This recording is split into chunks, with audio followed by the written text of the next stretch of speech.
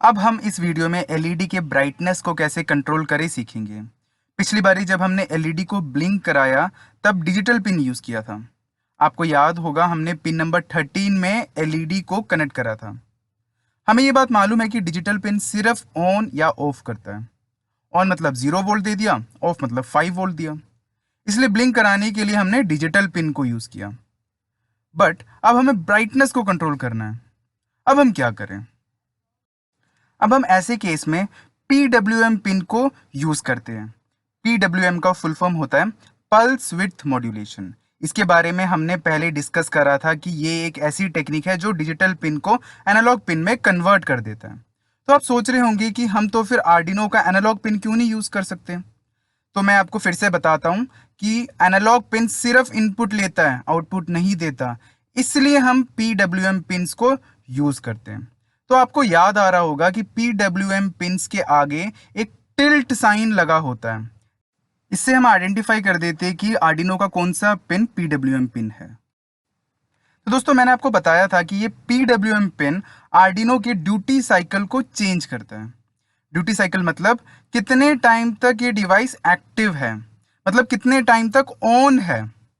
Coding करते time हम इसको एनालॉग राइट फंक्शन यूज करेंगे, क्योंकि हम इस पिन को एनालॉग की तरह काम करवा रहे हैं। पहले हम डिजिटल राइट यूज करते थे क्योंकि हम डिजिटल की तरह काम करा रहे थे। अब एनालॉग राइट क्योंकि एनालॉग की तरह काम करवा रहे हैं।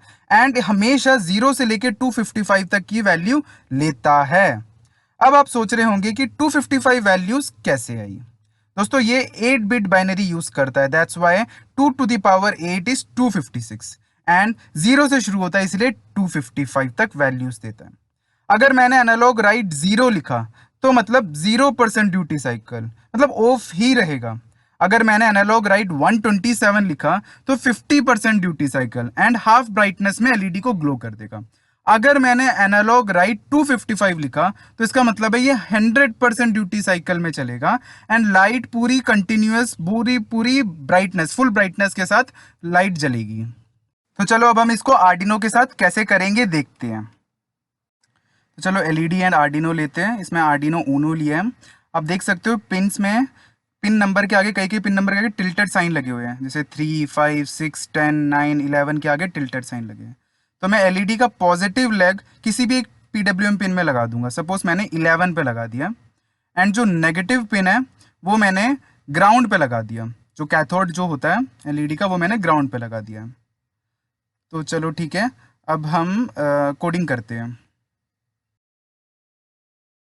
तो सबसे पहले पिन को इनिशियलाइज करते हैं।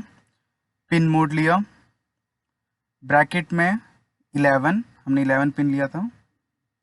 Then output bracket close semicolon.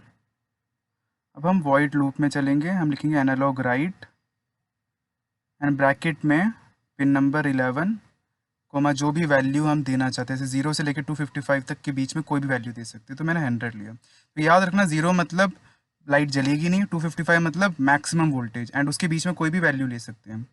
तो चलो ठीक है, हम टूल्स में जाके पोर्ट सेलेक्ट करते हैं एंड पोर्ट सेलेक्ट कर दिया मैंने। एंड चलो अब अपलोड करके देखते हैं एंड डन अपलोडिंग। चलो देखते हैं आउटपुट क्या आया। तो जैसे ही अपलोड करा आप देख सकते हो एलईडी ग्लो कर रही है। दूसरे एंगल से देखते हैं तो आप देख सकते हो कि 100 में रखा तो इस ब्राइटनेस के साथ एलईडी ग्लो कर रही है। तो समझ लो 100 में रखा तो करीब 2 वोल्ट सप्लाई दे रहा है ये 11 पिन इस एलईडी को। अब आप सोच रहे होंगे कि 2 वोल्ट मैंने कैसे बोला, ये 2 वोल्ट कैसे आया।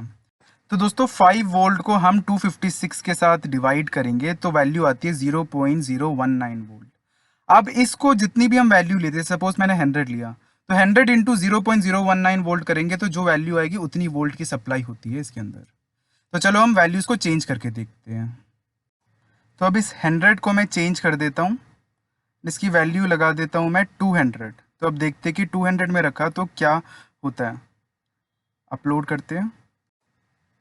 अब इस एलईडी की ब्राइटनेस और बढ़ जाएगी। 200 मतलब 3.8 वोल्टेज ये दे रहा है। तो चलो अब कुछ और वैल्यू डालते हैं। 200 की जगह मैं डालता हूँ, अब समझ लो मैक्सिमम दे रहा हूँ एंड मैक्सिमम होती है 255।